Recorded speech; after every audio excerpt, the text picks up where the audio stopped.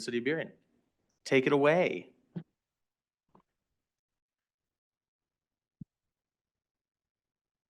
Good evening, Mayor, Deputy Mayor. Congratulations. Council, staff, and community. My name is Colleen Brandt Sluter. I am your outgoing Human Services Manager. Sitting next to me is our incoming new Human Services Manager. We're here tonight. We're going to take a moment to introduce everybody, and then we're here to give you a 2-year update on your co-response efforts here in Burien and throughout North Highline. Gonna do lots of mic passing here for a minute, but I'm Anya Zupancic and excited to talk about one of our most exciting programs we have here. Everyone, my name is Daisy Espinoza. I'm one of the co-responders with the Burien Police Department, and I'm Jordan Sorrell's partner. Hi, everyone. My name is Detective Eric Turner. I'm also a co-responder, and I'm with the Burien PD. Hi, my name is Angela Yoon. I just started 2 weeks ago. I'm excited to be on the co-responder here. I'm an MHP.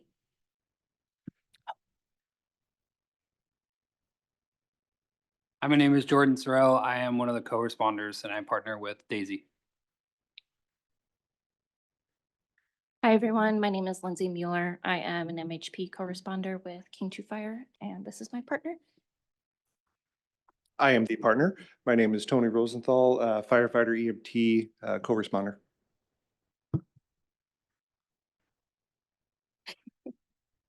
I'm Jason Gay. I'm the fire chief with Burien Fire. Tom Calabrese, chief of police here, city of Burien. Awesome. Okay.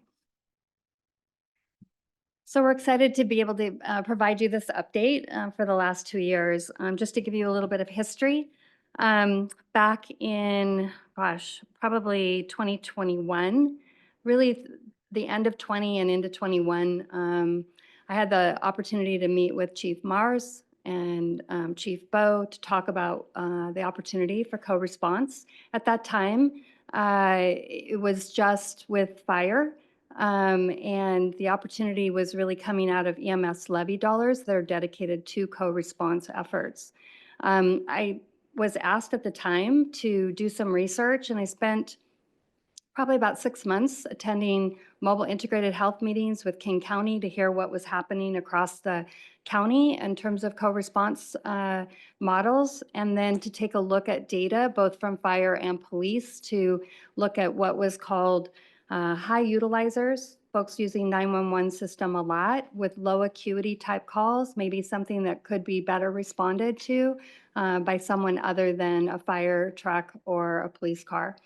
And so we looked at that data and decided that rather than working collaboratively with, I guess purchasing an opportunity with South King Fire or with Puget Sound Fire, we decided that we could really develop something that was very Burien specific and North Highline specific. So our program really runs through Burien, White Center, Normandy Park, King Fire District 2.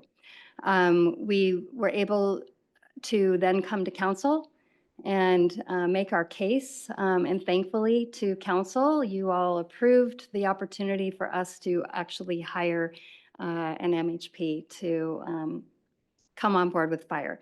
EMS dollars covered the firefighter. Police brought the car, the vehicle to the table. And it was really an amazing collaborative approach to figure out how we were going to actually see this happen on the ground. But to your credit, you actually helped us find the dollars to launch the first program.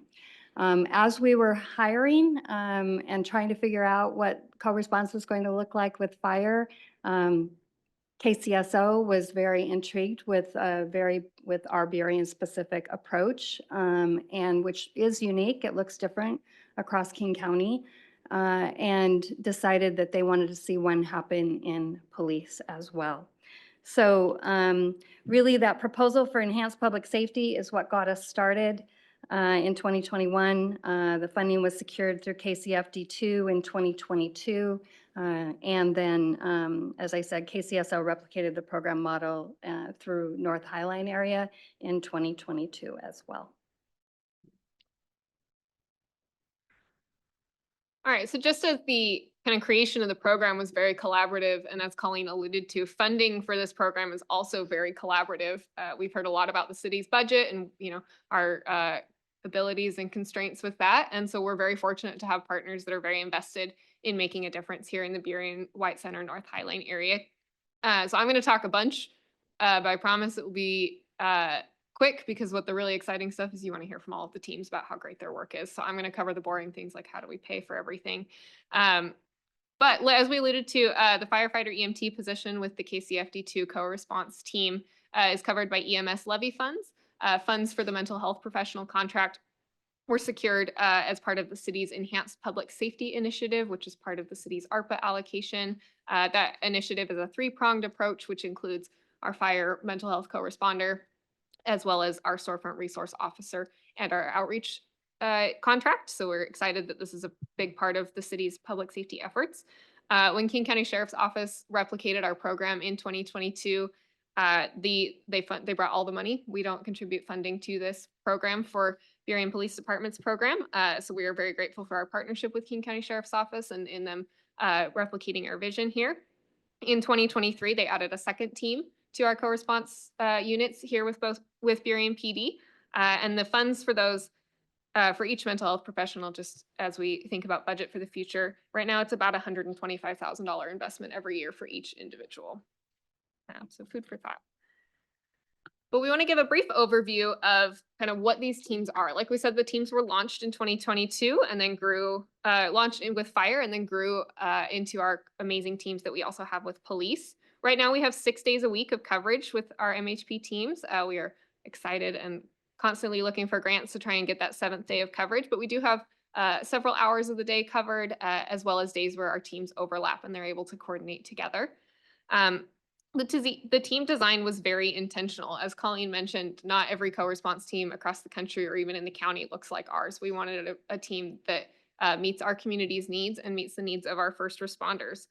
So our teams are set up to have a mental health professional like Daisy or Angela or Lindsay paired directly with a partner. They have a detective or a firefighter EMT partner with them 40 hours a week, and they respond and follow up as a unit. They ride in the car together. We fingers crossed they're good friends, because that's a lot of time to spend together. But having them with a designated partner really helps strengthen the connection between the co-response team and the rest of their units and with their patrol teams with the other firefighters, and helps them fully integrate into the team. As you can see on the screen, these teams are available to self-dispatch and call out, or to self-dispatch, but they also can be assigned out by dispatchers. They're able to be called out by other first responders, but then they can also add themselves. As the team was growing, being able to add yourself to a call was a great opportunity to be able to help educate the other patrol officers and the other firefighters as to what your team can do. So we've really been excited about that. But we also note that we contract out for these positions. We work with the mental health provider Sound, and they provide the clinical supervision and the hiring services for all of our MHPs. We know that there is a distinct benefit to having some outside supervision. This job is not a light job, so having a fellow mental health professional to be able to process the stressors of your job or to be able to coordinate other services and resources that are available within Sound are really beneficial. And sometimes it's nice to have someone to talk to outside of a precinct or a fire station. And I can say that because I'm not an officer.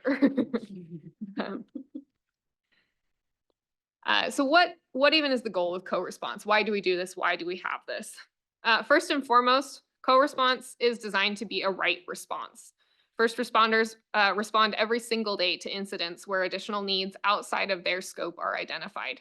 Co-response provides a more fitting and a more resourced response for these incidents. Having teams that are able to take the requisite time and offer the right connections and resources that folks are needing frees up other patrol and fire units to be able to respond to the public safety situations that they are better equipped to address, and that patrol and firefighters are able to leave a situation knowing that the folks in need are in good hands with our co-response teams. Additionally, connecting folks in crisis to resources helps them address the underlying conditions that are contributing to their crisis and to their utilization of the 911 system. I'm going to leave this up pretty briefly because we are going to have a chance to hear from our teams. And we also want to emphasize that truly no 2 days look the same for our co-response teams, and I'm sure they can tell you that more than I can. But we just wanted to give a little bit of an overview of the types of things they're responding to and some of the common themes among calls that they are dispatching on or to. But on top of this, you can kind of read what sort of things they're addressing. But a critical piece of all three of these teams that we have is the advocacy work that they do for all of the clients they're interacting with. Navigating systems is very difficult, especially if you're in a situation where you're in crisis and you're already interacting with these teams. And pretty much every system is under-resourced. And so while these teams and these mental health professionals are not case managers, our teams invariably build relationships with the folks they respond to and the agencies that they're connecting to. We also want to note that our co-response teams were an incredible resource into filling to DESC and helped fill many of the Burien set-aside spots we had in the Bloomside building. So these are great partnerships we're having here in the community. And I can bring this back up as we want later, but I also want to just talk about some of the impacts we've seen. And I promise I am almost done talking and you can hear from everybody else and the chiefs. But we want to emphasize that the last 2 years have not been slow and have not been boring for our co-responders. They hit the ground running and have just done incredible work. Our co-responders have made a significant impact in our community, offering a right response to folks in they have made a significant impact in our community, offering a right response to folks in crisis through hundreds and hundreds of referrals and linkages to service, spanning needs from mental health services to shelter referrals, to getting connected to your benefits, to needing a cell phone, and on top of being available to support the needs of the community at pretty much every time of the week. We have seen these teams become a recognizable resource for the community and for first responders. The relationships they have built with their respective departments and with external providers and partners are invaluable to their work. As I'm sure you'll hear repeated again and again from our teams and from the chiefs, our emergency services feel that having co-response as a resource helps them do their jobs better. So Colleen and I are gonna shuffle away so that folks can come up, but I'm gonna turn this over to our teams to let you hear a little bit more about their work, and then we'll let the chiefs wrap it up, and then we'll let you get on with your agenda.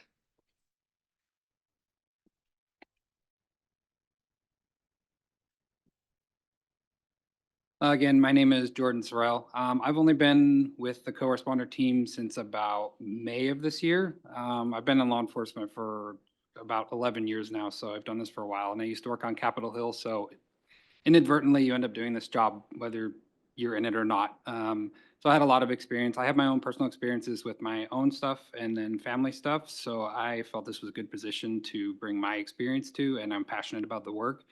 Our team's able to make a huge difference in the community. The biggest thing that I notice with this team is that it's not that on every call we're able to do what others aren't, but we actually have the time and we can build the relationship to allow us to do stuff that other officers just can't, especially in Burien. There's no time to sit, there's no time to wait. It's you have to go, you have to get to the call, and then it's the next one. And so we've spent 5-6 hours in a day with some people, and we're able to just sit and figure out what they actually need and then come back and build that or randomly check in. We can stop twice a week if we need to, 3 times, whatever it takes. And so like a couple of good examples we have is through building this rapport. I always offer it out to people, if you're ever ready to go to treatment or detox, let me know. And that's it. I leave it just because of the experience I have. I know that that's what we need. And we have had several people since May come to us, and we've been able to successfully get them into detox, get them into treatment. And we've had so many now that the center in Spokane we use is always like, oh, hi, Officer Jordan, it's nice to hear from you again. So we have that relationship built with them, and they're very happy to take our people, and they make exceptions to work with their schedules. Just today, we sent somebody that was probably one of Burien's most, the highest 911 utilizer. Not in a bad way, he's very friendly, but very high utilizer. We finally were able to, through that connection, he just reached out and said, I'm ready. And we made calls and worked with his program to be able to get him to go, and we sent him off this morning. So it's being able to build that connection that's really important. Or like we went to a house, two parents had a 9-year-old, and the 9-year-old was unsafe to leave with them because he was so violent with them. And that's not a normal situation for patrol. It's very rare we deal with a 9-year-old where we can't say, well, you're going to have to deal with it through parental means. This was a little bit above that. And so it took a lot of work and a lot of legwork on our end to figure out how to deal with that situation appropriately and get the family what they needed, and also get the 9-year-old where he needed, and then advocate for him at the hospital so he was actually able to get in somewhere and not be released an hour later to go back home and continue the same behavior. And so it's in my experience has been a really important position, and I've been able to do a lot of things in law enforcement that I never thought I would be able to do. To be able to pick up a phone and call a place and drive somebody to get them into detox, get them into treatment. It's a huge thing for me, and it's really important. So I see a huge value in this unit. I enjoy the position. I love it. Love being able to work with people. It's nice when we hear, oh yeah, hi Jordan, hi Daisy. You know, everybody just calls us by our first names. We know people, we chit chat with people. We'll just go say hi sometimes with the people we've built relationships with, and they're always comfortable around us, and tell other people, now you don't have to worry about Jordan and Daisy, it's okay. And on the same token, they know if we're not making progress, we're not getting into a better space, that at the end of the day, I am still a police officer, and there still will be the normal law enforcement function. And people understand that. And I've had a lot of people still work with us and still have a lot of respect for our unit, even though I've had to arrest them or do something. And it being able to build that relationship, it's like, I tried to get you the help, you didn't take it, so this is what it is. And then generally that leads into some form of them wanting help. So I've talked a lot. I'll let Daisy speak to you now. Hi, everyone. I've been in this position for over 2 years now, and I can say that I enjoy it. Every day is something different. You know, it's what we did last week, it will be different from this week. Sometimes we're like call after call, and just building that relationships with the community, especially in the Latino community, having, you know, they not speaking English and feeling comfortable calling me and just like, hey, Daisy, this is what we need help with, trying to connect them with the resources. And sometimes it doesn't happen overnight, right? It takes time to help them what they need. One of the things that I've seen, especially with deputies, is they call us, say, "Hey, Daisy, Jordan," or the other teams, like, we have this individual. This is a referral for you guys, and then they can go to the next call. One of the things that I can think of is there was also one of the communities here. They called me. They're like, "Daisy, can you talk to this individual? They were going to be IT to the hospital," and I was able to help to de-escalate. And the kid was able to actually get on the gurney and, go to the hospital. Police officers did not put hands on the kid. I was able to build that relationship. But all I can say is I enjoy working with the city of Burien and deputies here. And yeah, it's just it's a really great program, and just being able to help people. And sometimes, we want to help them, like, okay, it takes time, like Jordan was saying. I think he said it well enough. It's like, it's just, hey, now I'm ready to do this, or I need help with this. And it's just feeling, even after like we close the referral, like how I say it, 2 months from now, they're like, hey, do you remember me? And just having that relationship, and with every community member in Burien. Not my favorite part, but hi, everyone. Again, my name is Eric Turner. I am partnered with Angela, who is new to this team. I've been in this position now for a year. I'm originally from Louisiana, so if my accent is a little messed up, forgive me. So I've been here in Burien for, I'll say, almost 3 years now. Phenomenal organization, phenomenal agency, I'd say. With this program, I'd like to add that in other states, coming from Louisiana, you don't see programs like this. Being a cop for almost 10 years now, especially in Louisiana, you only have two options, either a hospital or jail.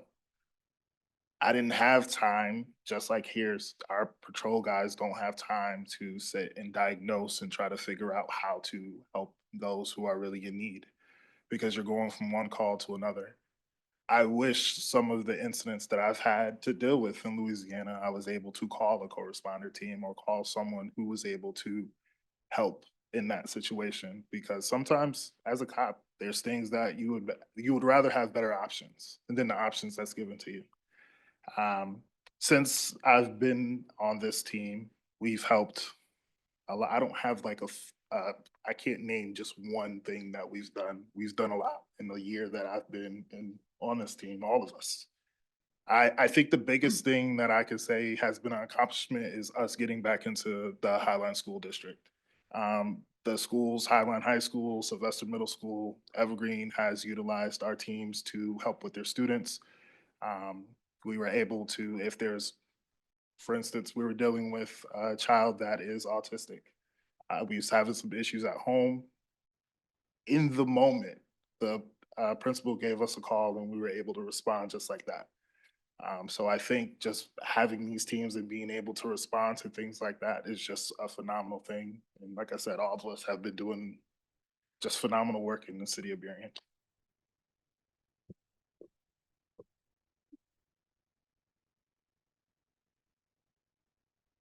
I just want to briefly speak. I know I'm new, but within the last 2 weeks, I have seen that these people really care. And I was born and raised here, but I chose to be in the city of Burien because I saw that something was happening here. And in 2019, I became a mental health professional, but I was about to give up in this field because I thought we were hitting barriers. I thought some organizations were not doing work, but I truly believe partnering up with people that are in law enforcement, we are going past and really helping and supporting people bridge the gap and really helping them get into resources where some of the works that we are doing was preventing. There was a lot of barriers to really supporting people and really fighting to end homelessness. But I truly believe working with co-responder and police has been a huge impact. And I see it's just not the resources that we're connecting them to, it's the rapport that they're building and that people really feel that they do care. So I just really want to speak to that. Within the last 2 weeks, there were a lot of different calls, but I truly believe I feel really blessed to be here and working with people that really care about the city. Thank you.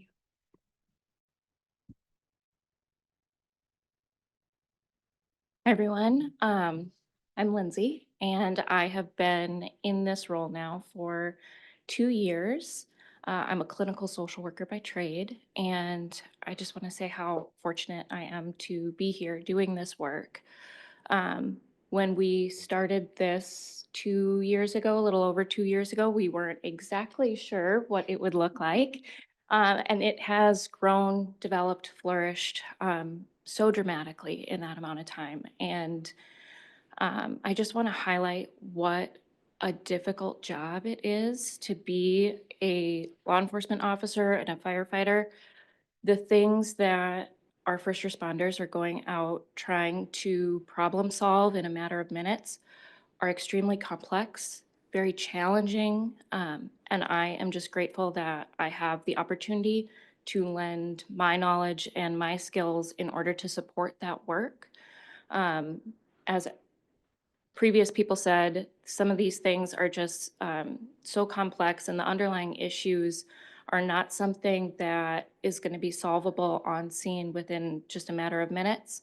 And thankfully, we are allowed the time to get to know individuals and see what's going on and be a little bit more proactive to address some of the concerns. We respond to a big variety of calls.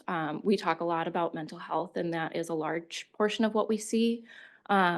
But over on the EMS side, we see a lot of other things as well. We focus a lot on individuals who are aging in their homes and making sure that they're living a quality life and giving them the supports that they need in order to do that.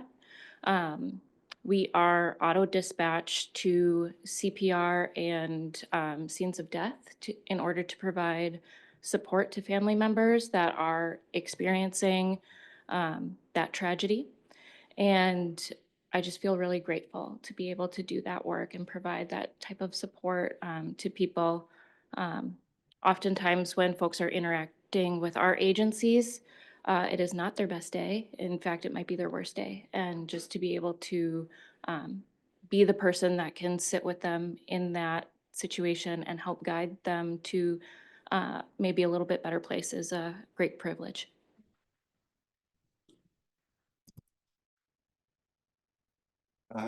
Excuse me, I'm Tony, 30-year Salty veteran firefighter, who, if you would have asked 25-year-old Tony if he would ever be in this position, he would have said, I don't think so. But I got into this position. I do like to think I have a soft heart. Some people may say otherwise.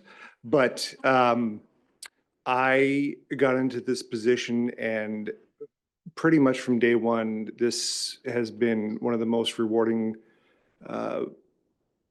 things of my career that I've participated in.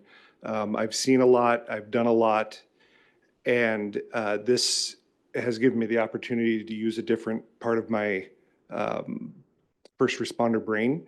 And it's been a great challenge. I have a great partner. We bounce ideas off each other all the time. We've helped many, many, many people. And like I said, this is quite rewarding.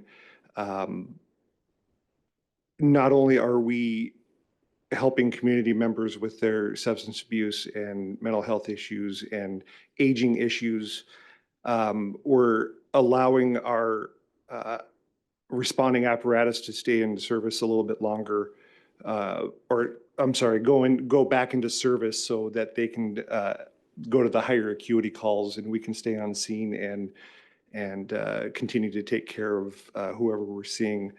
And then the other thing is, you always hear firefighters and police, they are family. Now we have a co-responder family that we bounce things off of each other. We've become pretty close and good friends, and it's pretty amazing.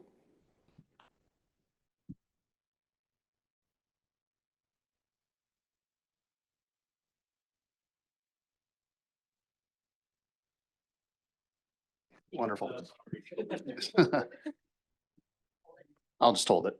Is that better? Okay. I'm going to be honest. When I came back to Burien, I had heard about this program, and I was very skeptical and had a lot of preconceived notions about what it really was. I can tell you I was 100% wrong. This program is an absolute game changer. And I wish when I was a young deputy, when we were both 25-year-old young salty kids, I wish we had these, because it's an amazing tool that we were in desperate need of. We just didn't know it. I want to applaud the city, Anya, Colleen, and this team for making this program what it is, because it's the best thing we got going. There are other programs, as they said, that are out there trying to mimic or find the right thing to hit this niche. We got it. So hats off to everybody that took the chance on this program, because again, it's an absolute game changer. Thank you. That's going to be hard to follow. I'm Jason Gay. I'm the fire chief for King 2. And I just wanted to run through a couple things real quick. One, thank you to the city council for taking the time to listen to this, the city manager, and the other leadership team members that I see on a regular basis. You guys have done something fantastic bringing this co-response model to the city. It really does serve our departments and the city very well. A couple of things that you probably don't realize in this model is our emergency response model is kind of like a puzzle, and it was missing some pieces, and co-response kind of plugs in really well there. There's a lot of calls that we go on, if you're shot or stabbed, or your house is burning, or you're in a car wreck, hey, we're the right guys for the job. But if you need somebody to listen to you and break that cycle between, we don't really know what to do for you, so we're going to send you to the hospital, and then the hospital's going to say, well, we don't have those services, and they're going to kick you back out, and you got this revolving door. This is the piece that really is trying to solve that. So it's doing really well. Some of the other things that it does for us, which is a huge benefit, is that we noticed that in the senior housing and assisted care facilities, they get a licensure through the state. They're required to do certain things, and sometimes they're not really keeping up with those. And so what we found was an analysis that Tony did with his tender heart, was that about 33% of the calls that we were going on to those facilities they really didn't need us. They were non-emergent care.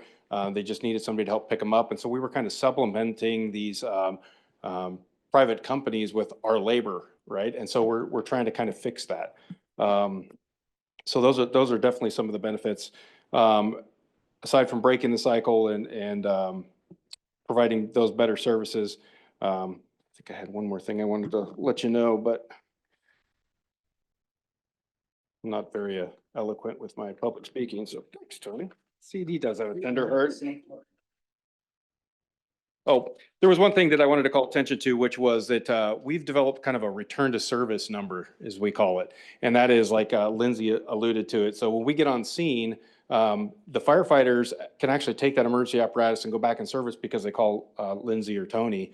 And they're able to come and sit with these people and kind of figure out what the actual service that they need that we can't provide on the fire engine or on the aid car. So what we've determined is this year alone, our emergency services were able to go back in service 38 hours faster this year, which is a huge number. I mean, it only sounds like 38, but when you're running 13,000 calls a year, some of these lower acuity calls, to be able to kind of set them aside and have somebody who has time to come in and manage them is a huge benefit. So thank you very much for listening to what we had to say, and I'm going to turn it back over to Colleen and Anya.